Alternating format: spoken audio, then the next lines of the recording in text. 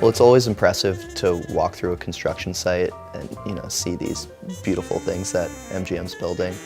But what I think we're most proud of is sort of the corporate culture that my dad and MGM has created. You have to make people feel included, a part of the process. You have to know the importance of leveraging the talents of all. Jim has, since the day I met him, felt like he needed to be host of the world.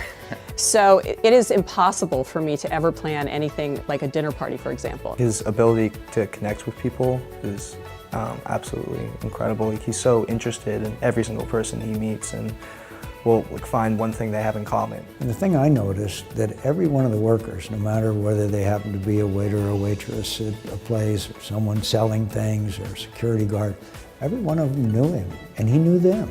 There's never been a more important moment to stand up for diversity and inclusion across our country. That's exactly what Jim does every single day. They really promote diversity, they really promote women in the workplace, they really promote being environmentally conscious, being healthy. And I think because of that, people love working there, and you can tell when you meet employees that they're happy and they're having fun. That is our strength.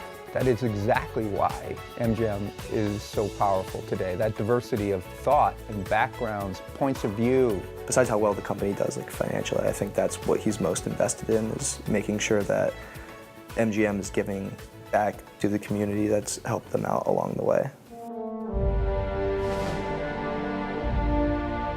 We all know of Jim's success in business. What a lot of people don't know is his commitment to our veterans, to hiring them, to his commitment to the Fisher houses. I've witnessed firsthand Jim and Heather's commitments to making their community better, fairer, and stronger. Heather Murren is someone who really gets the principle that the better some of us do, the better all of us do. So I was working as a translator in one of the free clinics in Las Vegas, and it became apparent that more and more people really didn't have access to the kind of care that they needed. And it was really because of her that I said, I'm going to do this. And that today, Volunteers in Medicine is a reality. And that we're helping those people who fell through the cracks, who've been struggling to survive, and many fighting for their life. Without Volunteers in Medicine, I would not have my medication at all. And the thing about Heather that struck me was the fact of how much she understood academic medicine and what it took to get excellence in healthcare. She understood the importance of the research, the education, as well as the clinical care, and really bringing the best people to Las Vegas. We built a 140,000 square foot research, treatment, and support center and treated about 15,000 patients. We changed the laws in the state of Nevada so that people could participate in early phase clinical trials and not have to lose their insurance. And to build a world-class cancer institute with the absolute best experts, very specific in their field around whatever particular type of cancer, whatever type of tumor, and to have the best equipment, that was absolutely a solid vision. Jim never lets you forget what the goal is, what the vision is. And his can-do spirit is a reminder to everyone that we can do this. It might be tough, but you know what? Together, we can do this. Well, 2009, as you know, we were in the financial crisis, and City Center was a huge project. No other big operation like that was going on in America. This was the largest private construction job in America at the time, the biggest. All those people's lives were counting on him and his decisions, and he really took that to heart.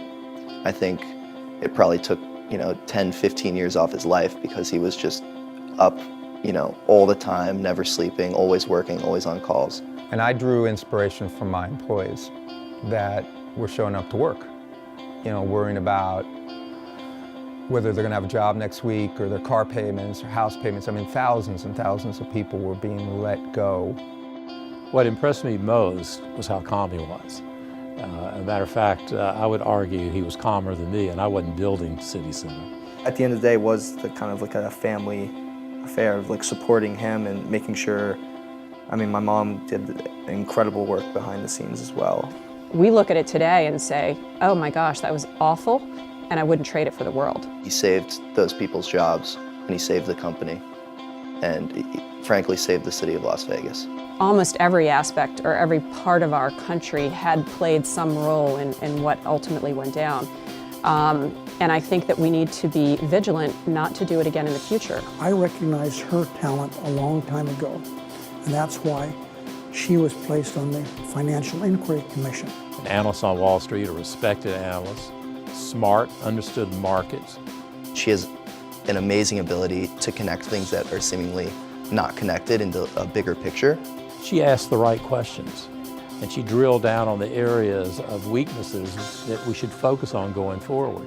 When Heather sees a problem, even one as massive as the financial crisis, she wants to understand it inside and out, and to stop it from ever happening again. I think in part it was just therapeutic to actually, rather than sort of be emotionally engaged in the whole financial crisis, to actually have an opportunity to step back and to analyze it and to try to figure out why did it happen and you know, how can we prevent it hopefully from happening again, whether it's in that arena or another one. We have a new problem now, cybersecurity. Is our cyber system secure in America today? Of course, everybody knows it's not, but what do we can do other than talk about it? The work that Heather is doing is vital to our national security, not to mention our economy, not to mention all of the other aspects of cyber warfare or cyber conflict that we see taking place today. The elements of what caused the financial crisis are the same things that could potentially come back to us in this other sphere, meaning we have to regulate it, we have to take personal responsibility for our actions, and companies need to care about it.